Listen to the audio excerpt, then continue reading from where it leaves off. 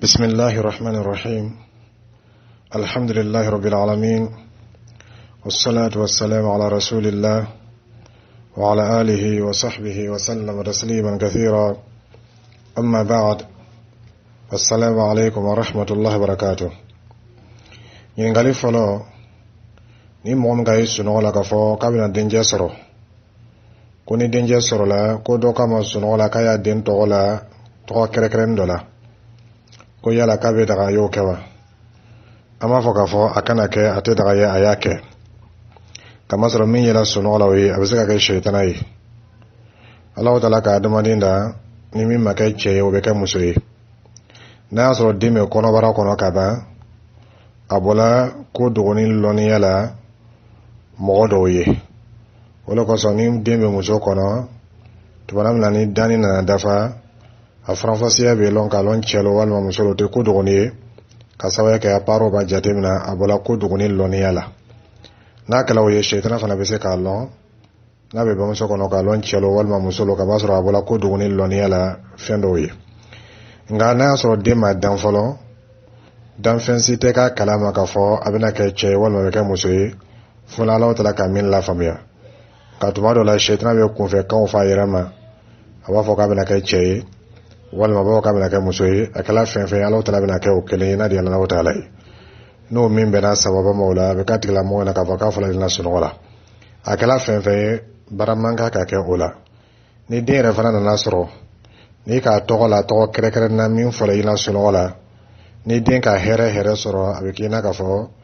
ko to le kala sababu ni den refana yoro majana toria fenfe ma abigena ka fo ko to le kala sababu ibn al-laban ki jigi so fe ngara ka minta Allah taala ibn ay ka fo den ka ko ya denbe o to le la ko to fe kana baraka suno kawla e kana baraka shi ko kawla Allah taala ka demi de ma do kala baraka do la kala che wal bakala musuri ni to min fara no ya la ayma ina ne ka fo ko ani to min ka ka yo lala kay jigi sama Allah taala ka e kana baraka suno kana wallahu taala a'lam ñini ngari filana koni mo mi la mo do sala ina fo awlo ba sala wal mala mo do sala ko ka mo ka nyonga ko ka wajulu ke ko wajulu ne mai sawti la mo ma ko kitibedi ama fina ka baranyman ne mala se suma Allah taala le bake otumani Allah taala le ba to ne ma be sama ya ka ke chola Allah taala ki lo ke chuya mina ani Allah taala ka ke chuya min la daga no te batu nyana nyanya ma na ma ka kechugola min folina atese kala nyinima okoza me flele ke yala ni kechugola folina wa sigata la kechugola ma folina chiba sallallahu alaihi wasallam atunna tanbe Allah taala yehina ka sahaba wala abal mansurma do fatula ani aka kabla surma mo do fatula ani aka sahaba belebe do fatula kada Allah taala yehina wala ina fa kare nyamma Allah taala yehina ma do salama kelengelen bela nga chiba sallallahu alaihi wasallam amadira kan gatele kele su doni ko fe ka jaba ka nyonga ka wajulu ke su bonala ko ni ma se suma nazaro na fatu la chiba to na ka sallallahu alaihi wasallam wal ma atubna fa kan yake chiba ma ke afana man la kelila bal ka nyon la de su bonala su ta ni ko fe julum le be soro la barajete soro la ka nyon la de su bonala su ta ni ko fe al na sa kala wajulu kenele ka mo wole kayna ko wajulu be su fe su ta ni ko fe we bidale ka be nyon la de be kala we bida wotebe o wajuro me kala o kene kan julumo le be soro la barajete soro la no toro ya mase suma o ne mate se suma ay hina nyini ka suye ke chola min fala ina ibe se ka hina de se ba to la ka saraka bo ka do luma ke chola min ya fala ina o ne ma be sama ibe se ka do kai o ne ma be sama ibe se ka barajma do ke na folo be barajma mo ke na foka misri do lo walma ka bondo lo ka de se ba to bilo la na nyona walma ka heje ka walma ka umra ka na nyona shamo wonde ma be se suma ulu falayina ni ma fayina ngono ke ngana jama ka nyonka ka wajul ke ngana jama ka nyonka ka qur'ana kara ngana londo kere ko be saraka bollo ye ngana jama ka nyonka fana ka saraka bo ni saraka bollo bara enta di tesa ba to ma ina fo ulon me nyamma wallahu ta'ala a'lam in ngale sabana koni kon no fili ko do be mo do kan hamnan ko do bila ko yala ka be ta ye saraka bo kala wata la daliwa basi to le be se ko ke ni saraka bula bo chula minga da Allah taala ko fabitahu ilayhi alwasila Allah taala ko suratul maida kono ya ayyuhalladhina amanu taqullaha وابتغوا إليه الوسيلة وجاهدوا في سبيله لعلكم تفلحون. الله تعالى ko alum mulimin ala ayisna Allah ta'ala ayo wasila ni ka nyasi Allah ta'ala ma o wasila ni wala baranyma be baranyma min kala wasila suya do ile rebe baranyma min kala akore mi imma ko be fendo Allah ta'ala fa fa Allah ta'ala dal hamnan ko dola e baranyma do ka baranyma min kala ka Allah ta'ala ka Allah ta'ala dalini oye yeseli kana fla seli walma yesraka bo e ko do ka ko min kala ka Allah ta'ala ka Allah ta'ala dali ni o barato ye o ye wasila suya do ina fa ka Allah ta'ala dali na to sanmo ye o fana wasila suya do ina fo mo fana ka do ki ka Allah ta'ala dali ka do to jabima o ye wasila do o to basi tala ka fo yesraka do bo jugula min ka Allah ta'ala ye ka Allah ta'ala dali ni o ye Allah ta'ala hamnan ko no ya wallahu ta'ala a'lam. In galin nanina ko musoro salaka na fluta ko salaka bingo ta ko kata so demi musoro bolo a chef na tube nga cheka na fulu no ka tai amma do fo demi sanu ina o wayra ka foko muso salaka demi fitini to wannan fulu be che bolo sago bala ali muso min salwa sala muso demi wannan fulu do be lawma fe ma fo demi na demi de fo kalama amma fo ko tonyo ni le we ka yatima do ani de sabado kan na fulu do na magani hakai kama sɔrɔ ni muso ni salaka denw to yen ni mɔgɔ min salaka denw to yen dencɛ b'a bolo walima denmuso b'a bolo dencɛ ni denmuso fana b'a bolo kaman ka furucɛ to yen furucɛ ta ye min ye nafolo la o le ka nafolo tilan sigiyɔrɔma 4 ka 1 di furucɛ ma furucɛ tali ye o ye a tɔ min bɛ tila o ye denw ta ye ni dencɛ ni denmuso lo a bɛ tilan o ni ɲɔgɔn cɛ ni dencɛ ka min ɲɔgɔn sɔrɔ o fankelen bɛ di denmuso ma o tuma furucɛ bɛ min kala o ye a bɛ tɔɲɔni de la a bɛ denmisɛnninw ka nafolo dɔ na haramu bolo ma ni tɔɲɔni bolo ma a b'o ɲama fana a bɛ min dilan o ye den tɔw ma o ye tɔɲɔni ye a tun kan k'a to denw ye k'a kalama y'a ɲɛfɔ denw ɲɛna tɔmɔna min na ni a sera denw bolo a kɛra denw ta ye waati min na ni denw ka min di ale ma walima ne bɛ min ni denw fɛ walima n'a ni min tali ka kan a b'o ta nka muso fatula nafolo tun kan ka di a tigiw ma fɔlɔ ani ka nafolo kɔrɔsigi ka latɛmɛ a tigiw ma o de ka kan a ye siran Ala ta'ala ɲɛ a ye denw ka nafolo lase o ma kama sɔrɔ o bamuso ta la k'a to yen n'a k'a di denw ma a bɛ kɛ denw ta ye n'o kɛra sisan ale fana sago bɛ sɔrɔ k'a k'a la nka a bɛ ɲɛ ma a ma di denw ma a ma kɛ denw ta ye a kɛra i n'a fɔ a ka muso ka nafolo ta kɔfɛ tɔɲɔni bolo ma a ye siran Ala ta'ala ɲɛ tibi ka taa Ala ta'ala ma wallahu ta'ala a'lam. ɲininkali lorona ko mɔgɔ min n'a k'i ban seliko ma ka silamɛya to yen k'o tigilamɔgɔ muso ka kiti bɛ kɛ cogo di ni mɔgɔ min k'i ban seliko ma ka seli to yen pewu ka silamɛya to yen o tigilamɔgɔ kafiriya la siga to ka kafiriya la n'a kɛla o ye furu tɛ daga tuma ni muso cɛ kama sɔrɔ a tɛ daga silamɛmuso ye a ye sigi kafiri cɛ kun. Ala ta'ala ko wala tunkihul mushrikina hatta yu'minu kai kana sɔn ka furu kɛ filan ka fɔ cɛmɔgɔ ma fo n'o liminala waati min na k'a furu fana ka kiti bɛ o ɲɛma fo n'a kɛla ahlu kitabi ye i n'a fɔ faranfasiya lɔnu ɲɛma o tuma fɛ a b'a fɔ n ko furu tɛ da o ni ɲɔgɔn cɛ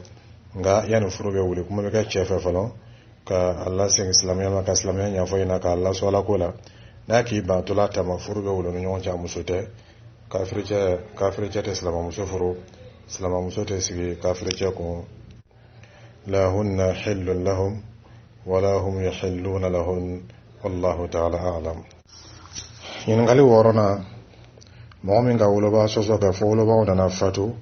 o tigilamɔgɔ numusala woloba 2 fatuni kɔfɛ k'o tigilamɔgɔ kan ka mun de kɛ yana mɛ so jaabi ma an b'a fɔ denw ɲɛna o ye siran Ala ta'ala ɲɛ wolobaga bɛ wolo waati min na i janto a la i bɛ se ka ko ko kɛ ka wolobaga dusu suma i y'o ko tɔgɔ kɛ i bɛ se ka ko ko kɛ n'Ala sɔsɔ tɛ o koɲɛ gbɛlɛla ni ma ɲa ɲama n'Ala sɔsɔ tɛ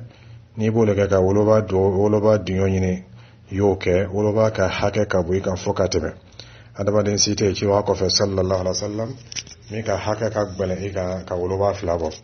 yalɔn ka fɔ Ala ta'ala ka woloba 2 ka hakɛ fɔ ale yɛrɛ ka hakɛ fɔ ni kɔfɛ yɔrɔ saba kɔrɔna kɔnɔ ina fɔ Ala ta'ala ko ɲɛma wa qada rabbuka alla ta'budu illa iyyah Ala ta'ala ko ale kitila ana ka diyagoya ko jɔn kana foyi bato fo ale Ala ta'ala kere o tɛ wani kɔfɛ ko wa bil walidayni ihsana a ko ka ɲumanya fana kɛ ka ɲɛsin woloba 2 ma a ka woloba 2 ka hakɛ fɔ ale Ala ta'ala ka hakɛ fɔ ni kɔfɛ o b'a yira k'a fɔ an y'an janto woloba ko la k'i janto la kosɛbɛ mɔgɔ tɛ bonyana woloba ko ma i tɛ fisala woloba ko fana ma mɔgɔ mun ka fisa ni mɔgɔ bɛɛ ye ni olu ye cidenw ni nabiɲumanw ye olu la sula olu ba ko la ko la tulungala Isa alayhi salatu wassalam ka to demisanya la ka taa sɔrɔ a sɔrɔla lon min na Alahu Taala ka kuma la nɔgɔya ye a kuma la olu tɔgɔ Alahu Taala ka yamari fɛn mun la ka to demisanya la wa awsani bis salati waz zakati ma dumtu hayya Alahu Taala ka yamari fɛn mun la n'a nana bonya waati min na o ye seli ani o ye jaga ye madama be dunya la tɛgɛ na Alahu ka fɛn mun diyagoya ka k'olu fɔ an'a fɔ barran bi walidati ani Alahu Taala fana ka yamari min na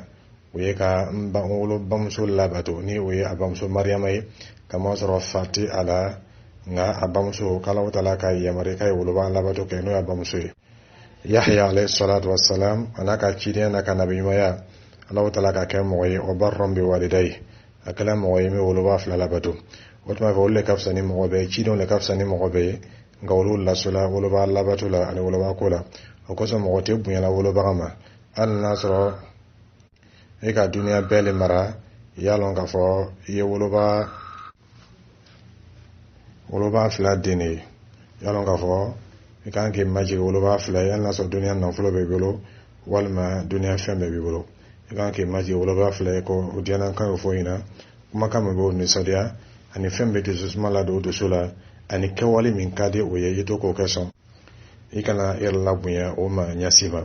kamasɔrɔ n'a bɔl'i bolo lon min na i bɛna numisa hali n'a sɔrɔ i ka hɛrɛ caman kɛ o ye o tagalen kɔfɛ nka n'i tun ka ɲɛnamaya fana ta fara o kan o tun ye hɛrɛ fara ne ye hɛrɛ kan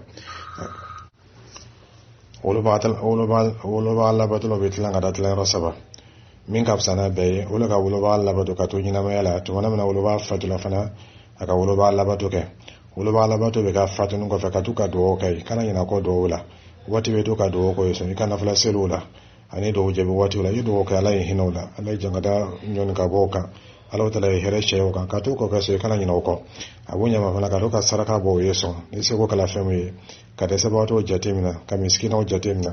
ka dɛsɛbagatɔw jate minɛ ka to ka hinɛ olu la sɔn ka miiriya kɛ ka fɔ Alahu Taala ye nɛɛma lase woloba fila ma n'a sɔrɔ o fatuni a b'o ɲama fana ka to ka ko ɲumanw kɛ sɔn o baraji bɛ se o ma i n'a fɔ ka misiri dɔw lɔ o ye k'a fɔ Alahu Taala ye o baraji lase o ma ka heji kɛ o ye Alahu Taala ye o baraji lase o ma ka umara kɛ o ye Alahu Taala ye o baraji lase o ma bara ɲuman mun ni nafolo bɛ a kɛ k'olu kɛ sɔn Alahu Taala ye o baraji lase o ma o fana ye woloba labato dɔn ni mɔgɔ min ma ɲinɛ o kɔ o tigilamɔgɔ bɛ woloba dugawu sɔrɔ n'a di Alahu Taala ye o kosɔn ni mɔgɔ min k'i janto woloba la ka to ɲɛnamaya la ani woloba fana fatuni kɔfɛ k'i janto a la i ma ɲinɛ kɔ ele le bɛ kɛ bɛɛ ɲɛfɛ woloba labato la o le ka fisa ni mɔgɔ bɛɛ ye a mɔgɔ filanan o le ye mɔgɔ ye woloba fila tun bɛ diɲɛ kɔnɔ a m'i janto o la a n'a ma mako dɔ la nka a m'o sɔsɔ a kɔni kan k'o labato ɲɛma a ma kɛ ten nka woloba nana fatu waati min na numusala a tola ka ɲali kɛ a tola ka dugawu k'o ye a tola ka saraka bɔ ye a ma ɲinɛ o kɔ ɲasi ma o tigilamɔgɔ fana bɛ nafa sɔrɔ a sabanan o le ye mɔgɔ ye woloba tun bɛ ɲina waati min na a ka woloba labato kɛ a ka ɲuman kɛ ka taa woloba fila ma nka woloba nana fatu min kan ɲinɛna woloba kɔ olu fana bɛ dɔn nin dugu ma o tuma fɛ question nana min na sa o de ka fɔ mɔgɔ min ni ale ma woloba labato kɛ k'o to duniya kɔnɔ nka o sala ale numusala an b'a fɔ na ko silakura foyi tɛ foyi to ka ɲumanya kɛ o ye sɔn n'Alahu Taala ka se dɔɔni kɛ ne bɛ se ka wakifu dɔw kɛ o kɔrɔ min ye ka bon ɲuman dɔw lɔ walima ka nafolola ko dɔw kɛ k'o bila sila ka sila min ka di Alahu Taala i n'a fɔ ka misiriw lɔ ka Alahu Taala dali Ala y'o bila ka mizani na walima ka kalansow la Alahu Taala bila ka mizani na walima misiri mako bɛ fɛn dɔw la k'o san ka bila misiri kɔnɔ walima ka karamɔgɔ dɔ ka kalan sara n'a sɔrɔ kalanyɔrɔ bɛ sara la walima ka kitabu san ka di dɔw ma n'a sɔrɔ o mako b'o la walima ka to ka hinɛ dɛsɛbagatɔ dɔ miskinaw la ani k'o fara dugawu kan ka to k'o kɛ sɔn n'a diyara Alahu Taala ye o bɛ dɔ bɔ a jurumu na i fana bɛ baraji dɔ sɔrɔ wallahu taala alam. Ɲininkali 7 ko yala ko ka wajuli kɛ walima la ko kiti bɛ di an b'a fɔ ni k'a mɛn ko walima o le ye dumuni min bɛ labɛn na tuma min na ni mɔgɔ ka furu kɛ ni mɔgɔ dɔ ka furu kɛ ka dumuni labɛn ka mɔgɔ wele ka to o dumuni ma o le walima ye o walima ni sunna lo kama to ciba sallallahu alaihi wasallam ake kanto Abdurrahman ibn Auf radiyallahu ta'ala an tuma min na ka furu kɛ ko awli molo bi sha ako ye walima kɛ al nasro akala ni sakai o haditha sabatla Bukhari Muslim kono ciba sallallahu alaihi wasallam da rafana ka walima kɛ ina fɔ amba Zainab radiyallahu ta'ala anha to wannan na ciba ka furu sallallahu alaihi wasallam ciba ka walima kɛ o walima kala buru ani sugoi ciba sallallahu alaihi wasallam aka walima do fana kɛ ni ɲɔye nyomi na teteme mudun ya flaka okore mi so kelen ko tlan fla ka so kelen tlan fla o fangalen ci wa sallallahu alaihi wasallam aka walima ke ni wuye afuru muso dola o waliman la yini mala ina fanga fena nyamma domni wela bena ka mo wole wota domni ke o to be ni ko famia ibalon ka fo ni wajuli kerekella ala atebe ina fo do ba kala nyamma ka londo kerekere walimana karamom kan ka wajuli ko fana kerekere ka wajuli la ben ka ba moti daga ka masro ni walimai domni kata domni ke me ka kerekere ka wajuli moti daga ngatu manam na ni jama ka nyonsro o rola domni ke wati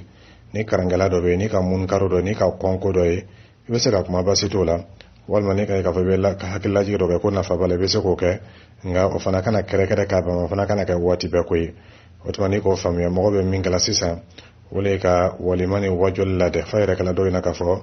walimate kan wajul tala fayre kala do ina ka fo ni ka me ko walima ko wajul le ko akara ina fo domini nana sin fela tekati domini le beta ke mo beta domini ke e domini mana misla be di mo ma mais ni karamodo kala walma ika fendo e femina me ika kongo de ka kuma basi fana to la to na mana ka nyon soro ni ka fo kuma do na fa bale ba fo basi to la wona na taban o mana qasdan wallahu ta'ala a'lam min ngale segina ko chero be adiala dimso do jarabilala ale don te ka dimso to furu afana bislana jenenya ko afana slana nay akim mabo dimso to la nyado ma kabina gbele dimso ma ko tuma labe songa irefa ama fina nin kanune shaytana kanulo nin kanu suya kana barakala shaytana kanulo shaytana ba bla la dusulate shaytana ba anyasina ima kila jarabe ka din la ga dina nyamima otuma fe boranye ina fe boro waranya nyamma imma bala ina fe imma bo poso na nyamma ninte kanu yere kana hinala ni rola ka imma dola kamazra shaytan le warala ma nin kanu shaytan le ba nyasina ima ala ankisi ni mimma bala ni shaytan na frema wajo ni ka la soso ke ale rabina mabula walma ibni mabala o ken ko fa bina buya nyoy o ya soro shaytan be min ko kala kaba otuma fe mo kana dusu sama ala soso watila yimma bola ki romoja ka bama ibo kala alla min ko son ale fana de sogumi ala le bolo akeka ira fa na kebela ka ira fa bala le bolo nile ki yimma bola ala ko son na da Allah taala ala bina bodati ale ira fana ma iba yusuf alayhi salatu wassalam ani muso tibe bona ma gorate burla muso nye muso fana burla ko ka ko be ke nga Allah taala ka yusuf kisa alayhi salatu wassalam o kala sabe ka muso ira fana kisi ka bo ala sosoba o ko so ye fere be ke bi ma bola nyamma ikana filele ka fɔ ko atena se ka yɛrɛmina walima ikana filele ka fɔ ko ni ki mabala ka bɛna ka ɲɛ dɔ ma ye Allahu taala ka kiti y'o bilen ɲɛfɛ ye siran Allahu taala ye yi mabala kɛ cogoya bɛɛ la i kana sɔn fiyewu shaytana ye tulon kɛ a la kama sɔrɔ kanu bɛ ni kanu tobi tɛ kanu naturel tɛ shaytana kanu lo ala kama kanu tɛ ni shaytana fɛrɛla lo mina kanu tɔgɔ bɛ taga amala dalala yɔrɔma jan ka bɔ fitina ma ni silama bɛ wallahu taala a'lam ɲininkali kɔnɔntɔnna ko ni mɔgɔ min ka furu kɛ ka taa sɔrɔ den b'a bolo ka taa sɔrɔ dencɛw b'a bolo muso wɛrɛ denw ko yala ko denw olu bɛ se ka muso ɲada in na o bɛ se k'i muso ɲada ye kama sɔrɔ i muso furu tɛ daga olu ye abadan fo ka se kiyama wuli ma Allahu ta'ala ko wala tankihu ma nakaha aba'ukum minan nisa'i illa ma qad salaf Allahu ta'ala ko a fɔ ka muso mu furu ay faje ka muso mu furu kɔrɔ min facɛ ani i facɛ ani bimaw olu ka muso mu furu ka kana sɔn k'olu furu o tuma fɛ mɔgɔ facɛ muso i tɛ se k'o furu ɲasi ma i bɛ se k'a ɲɛda ye i n'a fɔ i bɛbamuso ye ɲɛma i bɛ se k'a ye i n'a fɔ i bɛbamuso ye ɲɛma i bɛ se k'i tɛgɛ don a bolo k'a fɔ a bɛ se ka voyage ɲɔgɔn fɛ a bɛ se ka lakoliya yɔrɔ kelen i bamuso lo cogoya dɔ la a furu tɛ daga i ɲasi ma kosɛbɛ i bɛ se k'a ɲɛda ye basi foyi t'o la wallahu ta'ala a'lam ɲininkali tanna ko ɲɛmɔgɔden a tɛ dɛmɛ ka taa cɛ min jikala ye a bɛ dɛmɛ ka taa bamuso ma ko yala k'i bɛ se ka ɲali ka ye wa ni a danna ka bɔ cɛ min ji la ko yala ko bɛ se ka ɲali ka ye wa ka i la ka karanko la walima k'i la dépense la a b'a f'i ɲɛna a fɔra ɲɛma a bɛ ten de ɲɛmɔgɔden tɛ dɛmɛ ka taa facɛ ma kamasɔrɔ facɛ ta tɛ a danna ka bɔ cɛ min ji la o ta tɛ a bɛ dɛmɛ ka taa bamuso ma ka ɲɛmɔgɔya min ka ye siran Allahu taala ye tubi ka taa Allahu taala ma a yɛlɛn k'a fɔ ko ɲɛmɔgɔya ye fɛn ye fɛn min n'a kɔnni lo fɛn min n'a cɛ ka jugu haramu cɛ jugu lo Allahu taala ko wala taqrabu zina ala ko an kana ma dɔ la kuma tɛ k'a fɔ k'i y'a kɛ o tuba ka ɲali kɛ ka t'o den tɔgɔ ma a bɛ komi ka ɲali kɛ ka taa den wɛrɛw ma ɲali bunda da yɛlɛnnen lo cɛ wɛrɛ den bɛ se ka ɲali kɛ ka taa ma nyali korote ka buya ka ti den dama bisa ka hina mo gode dun la bisa ka mo gode dun ka kanan sara bisa ka mo gode dun ladun bisa ka fensa ka di mo gode dun ma abu nyama fana ni dem so ranya mo ya bisa ka nyali kai nga ite nyali kai ki dinu ite nyali kai ka madina ite nyali kai ka dambe ka te me be nyali kai ina fo be nyali kai mo gode nyamna na ya soro o nyali tini la se fitna gbarema na ya soro o nyalo bena ke sobe kata soro bamso be che gore ko walma bamso mafuru o nyali bena ke sobe ka bamso fana madila tu ki la se ala subhanahu wa ta'ala ama ko ngikana nyali ke la li zatihi la ke li ghayrihi ikana nyali ke mena ma ko ya be se ka ke bamso re furla ka ba nga dindu soro la kata soro furu ma ke folo basi tara be se ka nyali ke ina fo be nyali ke kata mo gore de manyamma wallahu ta'ala a'lam ñingali tan galena ko mobe ni sodiya do ka laben do ka be heji ma ko kitibedi ama fina heji la do be tlanga la tlanga rofla ni heji den na wadi sela kata kumbe airport la wal makata kumbe gari la ila fata ma de be kumbe nyamma ni mo la ta ma to la basi to la na la so ma kala kata ma den kumbe basi to la ina fa mo na ka bo fe sela kata kumbe basi to la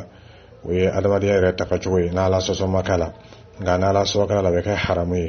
ina foto ba kanya makata dunu fo airport lai haja makono wati anil laji makono wati wal ma chen mo sobeta nyam nyona na la so kala la ma balika be ala soma me kata mo ko ma na wati wal ma kati la mo na te ka wul kata ko me basitola oto ma hejiden na nin ko fa mi me kala ko fa we kallundo kare kare ina fa be ka dugo do la nyam ka juma do kare kare ko ka laji do tay ni hejiden re shala dugo me na jumo be bonyo ko ka be ngoma do ta be kan ye do fana ta be kan ye ko ka ni sodiye ko ka hafle ko ka fende ko lajil hejilado walma lajilado walma hajalado wote ko sabati ne ka bo ci bayro sallallahu alaihi wasallam woto fa bidalo amake karamo be ne ne mo kala ka ko dallu na dallu fu man la ka bo ci bayro sallallahu alaihi wasallam ka ko ka hejiden lado walma ka hejiden ko be yalo nga fo hejilado ni walma ni heji kala kala Allah taala le kama nasro mo mba kala ka Allah nyine walma ka kala ka diyo nyine heji be kala Allah taala le kama ye Allah taala dali alayka heji mina ye ibola heji mfanala imalo namna wal manama mina oto fe ka ke feti ka kare ka boma basitala ni be fe ka Allah taala ko nyimalo Allah taala ka takama no ga taala ka kosi ni be fe ka Allah taala ko nyimalo ama fe ngo ko nyimalo ko rote ka ke jama fra nyonka ni be fe ka domin to be ka de jama ma o domin ta ka tadi mo ga maluma olo ko so ame saraka shama bola sida ala kote saraka bobe ani to nyine fana be kana fila ɲaami ɲɔgɔn na ni bɛ saraka bɔ ala kama y'o kɛ kɛcogo la mɔgɔ tɛ min kalama i seko dama yira la dɛsɛbagatɔw lɔni lo fantaw lɔni lo n'i ka fɛn dɔ ta ka taa d'o ma mɔgɔ si t'a fina ko maɲi i bɛ Alahu Taala ko ɲuman n'o kɛli ye i bɛ se ka sun don ka Alahu Taala ko ɲuman i bɛ se ka saraka bɔ ka Alahu Taala ko ɲuman i bɛ se ka nafila seli ka Alahu Taala ko ɲuman nka yɛrɛ yira talen ka jama kɛ ɲɔgɔn kan k'a lase o tɛ saraka ye hali n'a sɔrɔ i k'a ma ko saraka o wele kɛla subundaw la o wele kɛla yɔrɔw la ka ɲɔgɔn nɛgɛnɛ ko saraka saraka tɛ nin ni yɛrɛ yira le ka yira mɔgɔw la ka fɔ ko n bɔra heji la ka yira mɔgɔw la ka fɔ ko n ka heji kɛ o tuma fɛ o tɛ ala ko ɲuman kɛɲɛ ye n'i bɛ fɛ ka ala ko ɲuman ala k'i ɲuman da k'i ɲuman sen ka ala ko ɲuman basi t'o la n k'o de kɛɲɛ f'i ɲɛna o kɛɲɛ fana dan tɛ kɛ dumuni labɛn ni fana man ɲɛ dumuni labɛn kɔ taa di mɔgɔ ma lu ma yanni yɛrɛ b'a don dumuni na wari d'o ma i bɛna wari min kɛ ka misi san ka saga san o wari di mɔgɔ ma nka a bɛ kɛla fɛti ye tuma dɔ dɔw yɛrɛ bɛ sanga wuli kɛ a kama dɔw yɛrɛ bɛ déplacer a kama dɔw yɛrɛ bɛ tagama jana a kama dɔw yɛrɛ bɛ taa n'a ye so kama taa hijila dɔ kɛ so ninnu si tɛ ala kama ko ye ni ka yɛrɛ yira kɛ an y'a dɔn k'a fɔ yɛrɛ yira bɛ mɔgɔ ka baara tiɲɛ mɔgɔ kan ka baara kɛrɛkɛ ni Alahu Taala cɛla de la ko ɲɛ min ma kɛ Alahu Taala kɔsɔn Alahu Taala mako t'o la ni duniya mɔgɔ bɛɛ ko ma ko haja ala m'a fɔ ma ko haja nafa t'a la ni bɛɛ ko ma ko laji ala m'a fɔ ma ko laji hɛrɛ foyi t'a la i ka bato kɛrɛkɛrɛ ala kɔsɔn i kana nata k'a fɔ ko mɔgɔ i ka bato lɔ i kana nata k'a fɔ ko mɔgɔ i k'a ko kalama surtout an bɛ waati min na sisan ikhlasu dɔgɔyala ko la heji bɛ kɛla a taara aéroport o photo bɛ tala ko yira mɔgɔw la a donta avion kɔnɔ o photo bɛ tala ko yira mɔgɔw la heji kɛ waati o photo bɛ tala ka yira mɔgɔw la a na waati o photo bɛ tala ka yira mɔgɔw la ka ban ka mɔgɔ kɛ ɲɔgɔn ka to ala juma to la ala taya la sisan nin bɛɛ kɛla mɔgɔ ye juma to la ala taya la sisan o tuma an bɛ bato ka ala kɔsɔn an y'a to ala kelen bolo an kana kɛ ala ye ka ban ka nata fana ko mɔgɔ y'a lɔ i kɔni y'a lɔn k'a fɔ k'a fila tɛ ɲagami ɲɔgɔn na k'a kɛ ala kɔsɔn mɔgɔ y'a lɔ fila tɛ ɲagami ɲɔgɔn na n'o ɲagamina bato na ala b'a o to mɔgɔw bolo i tɛ baraji foyi sɔrɔ Alahu Taala fɛ an ye nata Alahu Taala ka baraji sɔrɔ la an ye nata Alahu Taala ka tandoli la an ye nata Alahu Taala ka hɛrɛ la an kana nata mɔgɔw ta la fɛn tɛ mɔgɔw bolo fɛn bɛ ala de bolo se tɛ mɔgɔw ye se bɛ Alahu Taala de ye ni mɔgɔ k'i tando n'ala m'i tando tandoli tɛ foyi ɲɛ ma n'ala dɔn k'i tando mɔgɔ k'i tando mɔgɔ m'i tando i ma ko ɲɛna wallahu ta'ala a'lam ɲininkali tan filanan ka jama fara ɲɔgɔn kan denguli la ko kiti bɛ di an b'a f'i ɲɛna jama fara kun tɛ ɲɔgɔn kan denguli la ciba sallallahu alaihi wasallam a ka denguli kɛ ɲɔgɔn fɔ ma kɛ jama ko ye ciba ka miira na sallallahu alaihi wasallam ni den sɔrɔ la ni saga se kelen ye saga faga tile wolonwula don ni den cɛ ye saga fila faga ni denmuso ye saga kelen faga ciba ko ɲɛfɔ ɲɛna sallallahu alaihi wasallam o tuma fɛ ni saga faga la i bɛ filɛli kɛ sogo bɛ kɛ ɲami ma n'a diyala i bɛ sogo kɛnɛ tigɛ ka tila mɔgɔ cɛ ka taa di mɔgɔ ma so kɔnɔ i kana mɔgɔ kelen wele n'a yɛrɛ fana diyala i ye sogo labɛn ka tobi ka taa di mɔgɔ ma so kɔnɔ i kana mɔgɔ wele n'a yɛrɛ diyala i ye sogo tigɛ ka tila a bɛ mɔgɔ hakɛya min bɔ i y'o wele o ye n'a ta i bɛ se fana k'o kɛ i bɛ se ka saga faga k'a boso ka sogo sara bɔ n'a sɔrɔ i ka kɛ sara mɔgɔ ye i ye mɔgɔ wele kana kɛ mɔgɔ nin kelen i ye mɔgɔ wele o ye n'a ta ka taga n'a sɔrɔ i ka kɛ sara 15 i ye mɔgɔ 15 wele kana kɛ 16 o ye n'a ta ka taga n'a yɛrɛ fana diyala i b'a tobi ka mɔgɔ wele o bɛna domu nka n'a sɔrɔ a bɛ mɔgɔ le bɔ i kana mɔgɔ nin kelen wele n'a sɔrɔ a bɛ mɔgɔ 30 le bɔ i kana mɔgɔ 30 nin kelen wele n'i ka jama wele o ye jamaladen i n'a fɔ mɔgɔ bɛ kala ɲɛma k'a lase jama ma ko denguli bɛ n fɛ ka taa to saga 1 de faga la walima saga 2 de faga la a bɛ lasela mɔgɔ ma tuma la a bɛ mɔgɔ 200 bɔ siga t'a la ni nin bɛɛ nana o bɛ ni bolo don a la le walima o ta bɛna kɛ yeli o tɛna dumuni kɛ i b'a lɔ la k'a fɔ ko mɔgɔ welela jamanaden le kama o ma wele dumuni kama dɔw yɛrɛ bɛ ni saga faga sema k'o ye bɛ jama wele ka jama fara ɲɔgɔn kan o tuma fɛ o t'a dɔ ye o tɛ denguli dɔ ye ci b'an m'o fɔ sallallahu alaihi wasallam a kɛla mɔgɔ dɔ ye na k'a fɔ den tɔgɔla kɔrɔlen k'a fɔ jama in na fara ɲɔgɔn kan dɔ ye mikoro ta walima k'i kan kɔrɔ ta k'a fɔ ko den tɔgɔ ye la o t'a la o den tɔgɔla kɔrɔ tɛ ye den tɔgɔla kɔrɔ tɛ k'e jama wele ka ɲɛfɔ jamana la den tɔgɔla kɔrɔlen k'a fɔ i ye tɔgɔ dɔ di den ma bana i ye tɔgɔ dɔ di den ma k'a fɔ n den tɔgɔ ye ko Suleiman n den tɔgɔ ye ko Usman n den tɔgɔ ye ko Fatima ni mɔgɔ k'i bɛ nin ka k'i den tɔgɔ bɛ di i y'a fɔ ɲɛna walima i y'a fɔ mɔgɔ ɲɛna mɔgɔ a fɔli diyalen mɔgɔ min ye mais ka jama ka ɲɔgɔn kan ka karamɔgɔ dɔ kɛrɛkɛrɛ ko u ye den tɔgɔ la walima ka den tɔgɔ la wasa o tɛ ko ye komi sabali ka bɔ cibaga yɔrɔ sallallahu alaihi wasallam fa kɛla mɔgɔ dɔ ɲɛna fo ka mɔgɔ dɔ a kɛla mɔgɔ dɔ ɲɛna k'a fɔ denguli tɛ kɛ ni mɔgɔ dɔ ma wele walima karamɔgɔ dɔ ye wele o de kosɔn an b'a f'i ɲɛna ko man kan ka kɛ ka jama lade ko wɛrɛ kama min tɛ dumuni ye furusiri la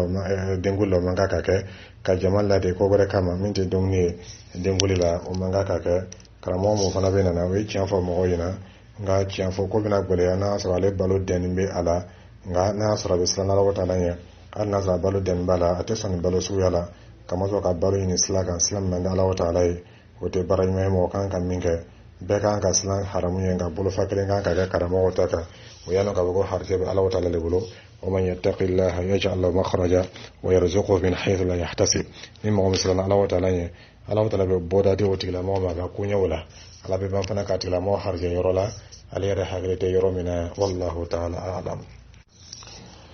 ɲininkali 13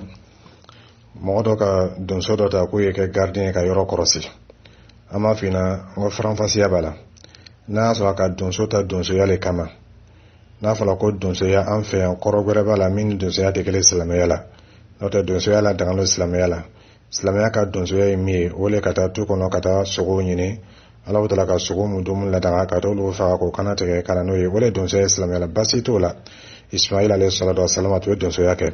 nka an fɛ yan donsoya kɛla fɛn suguya wɛrɛ ye ani shetana baaraw le bɛ taa ɲɔgɔn fɛ ani joko le bɛ taa ɲɔgɔn fɛ o le kosɔn n'a fɔla mɔgɔ ma ko donso miiriya fɔlɔ min bɛ kɛ mɔgɔ kɔnɔ o le k'a fɔ ko jobatola lo o le yɛrɛ fana kɛla donsoya tɔgɔmasere ye an fɛ yan mɔgɔ caman bolo dɔw yɛrɛ bɛ waso ni o ye o ka shetana faniw an'u ka jo faniw dɔw bɛ waso ni o ye ka yɛrɛ k'a fɔ ko le ye donso ye o tuma fɛ n'a y'a sɔrɔ a tigilamɔgɔ ka mɔgɔ le ta mɔgɔ min b'o sira tɔgɔ kan a tigilamɔgɔ bɛ jo baara la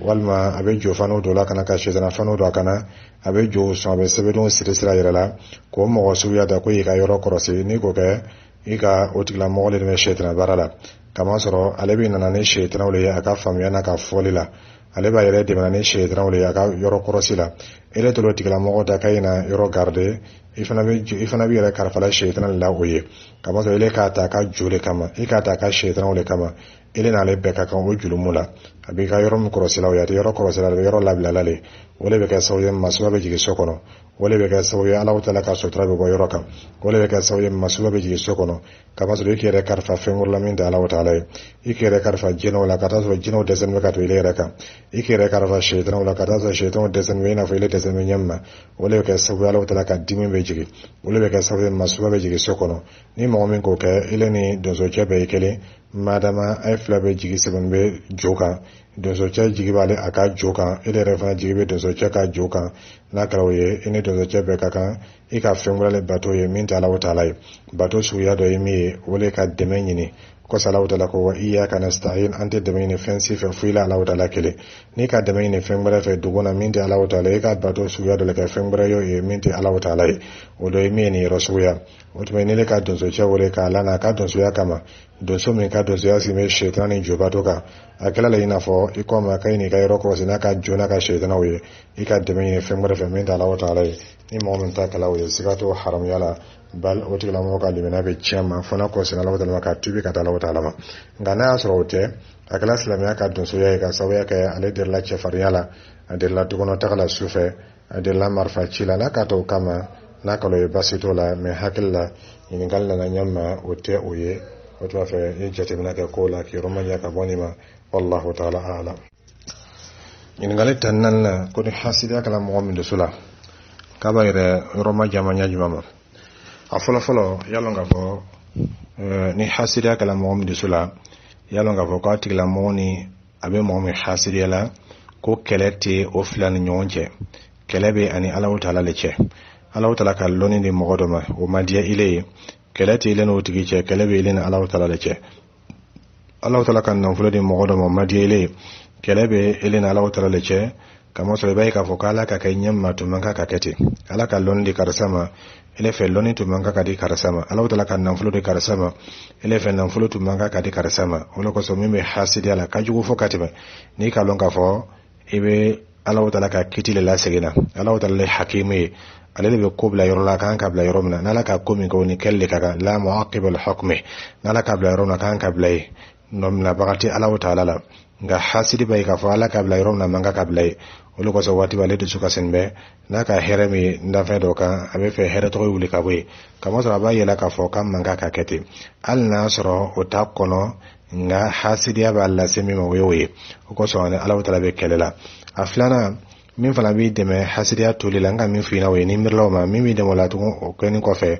o de ye yalɔn k'a fɔ i ka mɔgɔ hasidiya ɲaɲa ma o tɛ Alahu Taala ka latigɛ wuli ka bɔ ye Alahu Taala ka hɛrɛ latigɛ mɔgɔ min ye hali sila k'o hasidiya k'a tɛnɛ k'o hasidiya o tɛ foyi bɔ fɛn na Alahu Taala ka min latigɛ ma o tuma fɛ hasidiya tɛ foyi bɔ mɔgɔ harijɛgɛ la Alahu Taala ka min latigɛ mɔgɔ ma a sabanan yalɔn k'a fɔ ko hasidiya tɔɔrɔ bɛ ile yɛrɛ de kan kamasɔrɔ i bɛ mɔgɔ min hasidiya la i bɛna laban ka kɛ hami ni gami ani masuba waati bɛ i sigilen bɛ jateminɛ la n'Alahu Taala ka dɔ fara tigilamɔgɔ ka hɛrɛ kan waati o bɛ dɔ fara e fana ka dusukasi kan n'i ka mɛn k'a fɔ k'a tigilamɔgɔ mɛnna balo ma sɔrɔ masuba ma sɔrɔ o bɛ dɔ fara ele yɛrɛ ka dusukasi kan ani ka dɔ fara ele yɛrɛ ka hami kan jangata min b'i kan o ye o ka bon i ma kosɛbɛ ka taa sɔrɔ ka tɛmɛ hɛrɛ sɔrɔbaliya kan hɛrɛ min bɛ cɛ dɔ kan o kosɔn i bɛ ninnu jateminɛ n'o kɛla o bɛ kɛ sababu ye k'i yɔrɔ ma jan ka bɔ hasidiya ma a dɔ fana ye min ye ka dugawu kɛ i yɛrɛ ye Alahu Taala ye dusukun saniya ka dugawu kɛ i yɛrɛ ye Alahu Taala ye dusukun saniya kamasɔrɔ ni hasidiya juguyala mɔgɔ dusu la a bɛ dusukun fin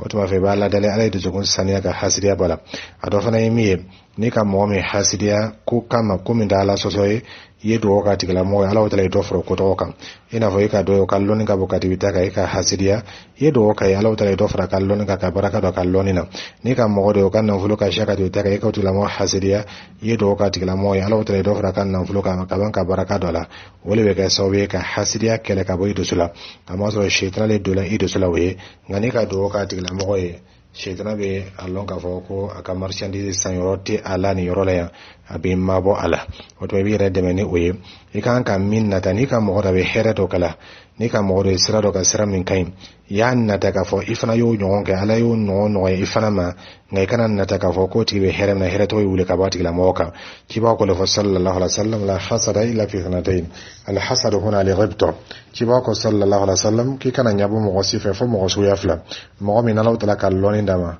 a bɛ lɔnni bara su fɛ a b'a bara tile fɛ a b'a lase su fɛ a b'a lase tile fɛ i y'a nata k'a fɔ lɔnni b'o tigilamɔgɔ la Ala ye ɲɔgɔn d'i ma nka i kana nata k'a fɔ k'a tigilamɔgɔ ka lɔnni ye bɔ a kɔnɔ n'a kɛlen i bɛ jurumu sɔrɔ i tɛ baraji sɔrɔ nka n'i ka nata k'a fɔ a tigilamɔgɔ bɛ hɛrɛ min kɛla a n'a tigilamɔgɔ bɛ mɔgɔ nafa min kɛla i fana k'o ɲɔgɔn nata n'o kɛla o ka ɲi i bɛ baraji sɔrɔ o la a filanan Alahu Taala ka nafolo di mɔgɔ min ma nafolo sɔrɔ yɔrɔ ka ɲi nafolo taga yɔrɔ ka ɲi i ka nata k'a fɔ Alahu Taala y'o nafolo ɲɔgɔn di i fana ma a bɛ bara ɲuman kɛla i fana b'o ɲɔgɔn kɛla i bɛ baraji sɔrɔ i tɛ jurumu sɔrɔ nka n'i ka nata k'a fɔ nafolo min b'a bolo nafolo ye tiɲɛ a bolo a bɛ kɛnɛya min na kɛnɛya b'a bolo abe damo na daga me chama na ko le abe ka julumu abe ka shedra tayi o ko ne kan jatemna ibalon ka fo Allah ta'ala alale masai na ka ko kan kele kaka o ko so kana so ka hasiriya ka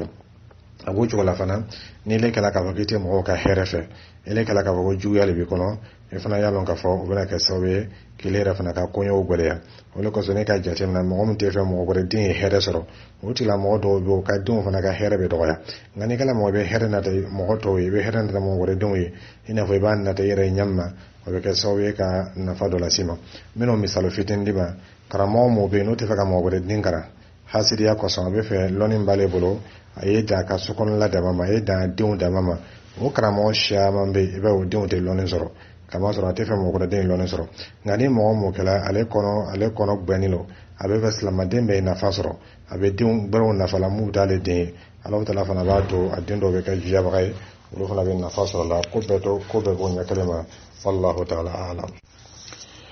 ni ngale tan loruna koni Allah ta'ala ka mo masubato bolo walma Allah ta'ala ka kisi ka bo accident no ba o be baraka ko ka kala saraka minai ko kitibe da mo nganga na fote kamo do ni ka kala saraka minai ka ira ka wakati la mo ka saraka lebo dallo juma bolo ka ka saraka bo mo le fana ba ira ka saraka minana Allah ta'ala be mo bo ko shama bolo na ma ga ni saraka yi Allah ta'ala fana bi bo ko shama bolo na ka hinai o ta fa ya fo ningala Allah ta'ala ka hinai ningala Allah ta'ala ka samantai ningala Allah ta'ala ka here yadda me ka Allah ta'ala ma me kana waka kala saraka minai jono ka fana ka saraka bo ka saraka mi rafana bo jono ka fana ka bo chukula kene rafana ka fina ka bola ni masubala ka sabe ka saraka le jega ka saraka bola saraka minana nga akisra ni masuba ma kunya kuna le kama akisra ni masuba wala ra kala tukale kama oto ba yadda me ka Allah ta'ala ma yafo tanu bi Allah ta'ala alamin ki bonna here be Allah ta'ala alamin kan here ni yasima ningala Allah ta'ala ka here bele ningala Allah ta'ala ka hina baye me kana foko ningala saraka minai wallahu ta'ala alam ningale tan worona ko jamayo franyo ka witru seli safo seli ko fe ko kitibedi amma fina ni sungaro le basitala ni sungaro lo jamawo se ka franyo ka witru seli ka sawe ka witru sufe seli dole witru mesela sufe seli dolo jamawo se ka franyo ka sufe seli ka sungaro la ina fo se wala ka wachi wa yoro jamma sallallahu alaihi wasallam wala be kala mo bolo ko tarawih wa ni tahajjud ngamiye wati gorawe ni safo seli bana ka babel we kan nafla seli yarama o sufe nafla me kala we jamate franyonga ko ke o sufe nafla do fane witri o ko jamate franyonga ka witru seli wati la wajib de sungore o be kala misiri mulakan ka dabla imam manga ka ke ni safo seli bana ka ba nafla gonda da ile nino ibe se ka min seli yo seli min kapsa witru wati la yaka sulaba ni kalon ka fokitna se ka yake su chemalala ni kalon ka fokitna se ko yake su damnala nga jamai franyonga ka ke o manga ka ke fona kala sungarula kama soro batu be mina ka bochi wa sallallahu alaihi wasallam batu kenya fona be mina ka bochi wa sallallahu alaihi wasallam aka min ke choira na ko jamai franyonga ko kame franyonga ko ke aka na ka ko jamai franyonga ka fardasili ame franyonga ka fardasili nga ka min yirana ka foko o be ke kelengele buluma ante jama franyonga ko ke wori ko sante franyonga ka korona kana kama so chiba ka kara korona kana sallallahu alaihi wasallam nga jama franyonga ka mankaro la ko santo ke ante franyonga ka soli ke kama so chiba sallallahu alaihi wasallam ka kara soli la nga ka franyonga ka mo fo ko santo ke ante franyonga ka yasini kara kama so chiba mankaro la sallallahu alaihi wasallam an fana te franyonga ka witru seli wati la wati mde sungore kama so chiba mankaro la sallallahu alaihi wasallam wallahu ta'ala alam ina ngali tanurun flana kuni momin ka faniya leila iki mabo atigla mogola ni kayite salamu blamete foli kaye be sala kana wiya gore latu ko yala ko kiti be dama fenan ko manga kake salama kan ga ya fanyo ma salama kan ga ikono ti anyoe ni ko kilila e bu ikono ko kana ti ikono te salama jowe ni ko mingela ka ti ikono fo kiyama te bu ikono kana kete salama ye ya fanyo ma salama wi ko to nyoe ala wala jatika ko so ala wala ko wal yafu wal yasfahu ala tuhibuna yaghfirullahu lakum ala wala be jon la sula kafo ay ya fanyoma e kotolike ay nyina koko adama de yasigi me tonyoni ne ka alla so tonyoni manga ka ka ngai tana kesi ka bomo ka tonyoni ma elebe do tonyon do fana bele tonyo alla so ay si jotala nga yeji ye kana ka mo tonyo bae ni mo fana ke tonyo islam nyo mominu nyolo yeji ya ka nyina ko ka tube ka edo sula nyina ko akana ke kono wati be kama so labi kono na be kay jangata le lerama to wato ne ka tigla mo juga be ke kono to wato ne ka tigla mo dimbe ke kono wato fe kana kete salamu blama no kan wala be do fra lera fana barajika salamu blama no kala daraja be korota wala be do fra ifana barajika abu nya kalema fana yimma do la yukma fe ya fokar se kan mi ga baraj mate e nyo nya mari nyuma ka nyo fara ka bajugu mama ni mom ga fani la ka ko jugule ke wotu ba fe ye kuma fe ka lali ka nya mari nyuma ka fara ka bajugu mama akana nyo gore ketu walma ye mo bla ka kuma fe me ke itigala ko nyo ke na kala te ibni daga mo shamana o de islam ya diye islamo kan mumnu kan ga nyo bade mai mumnu kan ga far kon far so kele ni do filila be fara nyo ga ko place la ka Allah ta'ala ko le faina wal mu'minu wal mu'minat ba'd mawliya wa ba'd mumnu chemo ani mumnu musulmaw mumnu chew nyo ka ko ka bawe mumnu muso fara bunya kelema o be nyo yamare nyuma na ka nyo fara ka boju mama o be heren na tan nyoye sigite siga ga ka fo ko dote bla dola londo nga o be kani ya fai ani o be ka nyo yamare nyuma na ka nyo fara ka boju mama wallahu ta'ala alam ingali tan segina ko salatu duha wala hasali ko wati lamen wati jumale ama fena ngo wati laban le selefana magbe ande sila ngo midi kama so jamana o selefana te wati kele nga ni selefana to lamindi tanjate wal mindi tan loro jate selefana wati damna no to lamindi tan loro jate wole wala ha wati labai wato afa selefana wati selefana magbe wole wala ha wati labai wati ngafsana wati be nasro telebe bo setter wal maka kon setter nye ni telebe la erfla kasi erfla ni demi kata se never watula wala wati kapsa katwe wati beka ngani telebe la doronga korota mdi tan urjate wala habe se ka selifo kata se selifana wati magwema ube wala ha wati wallahu ta'ala alam ngini ngale tan kono na koni bana ma to min gala be sono selila ko kitibedi ama fina ni bana le kala ka sono sababu o ye bana yi basitola na tigla mo kala tisla nya ko sono bana bala o be bana bala min ba to atse ka seliga fa sono basitola abaka se ko da mayrala ni asono la mo ko ni janto la na be selimo e kada fe na sono la romna be igbo sala do na be se ka ko nyamma wala nyo nawo na fa na be se ka sababu fe be ka te sono yo sababu ta basitola ngana ma ko ye na kala sono yete sono me adamaro soro katoka sono sella watibe ni sono laki hakili boy mai kasali cena kama soro Allah ta'ala ko mu'minu la taqrabu as-salata wa antum sukara hatta ta'lamu ma taqulun Allah ta'ala ko kangana mado selila alangana so ka selike kata so hakili wulla kata so sulila hakili tama fo ay ta so mi fulan kolo barana ka fani mo mi hakili de ni sella selite ya o hakili ta do fana mi ole sono ni sono la kanyine yere ko pu ka ke sono yere jingote de sono yere no kala ka sele cena funa kala bana buluma na kala bana buluma la yukallifu Allah nafsan illa wus'aha basitula wallahu ta'ala alam ni ngali mo wana ko mo mini abebaw akalonga ko islamawlo ko yala kabe ina fa yoka islamaya sega ko sebe kasoka do ko yamon ko manyini fe ka fo yoka islamaya sega ko sebe fo na to isigala ka fo ko islamaya mo to goda ibe sega ngali ke mena so te ni kalonga ko islamawlo de be to me be do ko ye basi foito la Allah ta'ala na ibla ko do ni nyanyini na ko mi langana meliye be baraka ka bolema madama ko islamaya langana meniro fe mana mi baraka ko kafir le be do ko ye ngana soro ulamona yoro la yoro kafira yorolo walma otumi tawabolo do kamuti islamaya taye bisa kan ngale ka kafsa zalike ngano ma sabati yedo ko e madama afurina ko islamawlo hebe ba musala ni islamawlo be do ko e kama soro ole nya fulina ngana ya soro afurina ka foko do sala ula kata zo atmi lagwelike walma bita lagwelike lo fe atwata flelike lo fe kata lagwelike lo fe kata ko doni lonia nyanyini kata sura fola ina ka bokam manga ka islamia kan gben ka bama ni momin salaw ka kana do kai afola momin ka ko fleli mai kana da fleli kelo fe ikana da lagwele kelo fe fensi de ko do no fala wata lakele o fola momin ka langena ma yayi ka la fam yala tigla moko on kale na fleli kale na to ata o kana sale kana do kai ngana ma ko yebe do kai madama asala islamia ka والله تعالى أعلم وصلى الله على نبينا محمد وعلى آله وصحبه وسلم تسليما كثيرا والسلام عليكم ورحمة الله وبركاته.